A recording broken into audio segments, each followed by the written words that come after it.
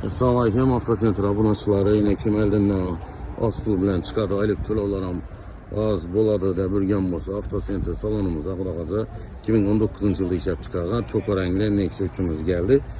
Maşınımıza taze yumuşak banonla koyulğan görsəyəm ki, salon kısmım əcayib gəlmiş, hastanədə xarab edilgən hayatlı evakupolik, çixollar, metan ustanovkaları, siqnalizasiya putlarına çaba. Maşınımız 122.000 kilometre özünü halal yürüyeninde dörtte yurttaşlar. Kraska kısmına gene de olsak hakikattanam Kusok Pit Nova maşınımızda geçenizde gösterip veremiz yine. Onun için gelenizden bir detal, iki detal olup çıkmıyordu. Kalkmadan ustanızı göstererek.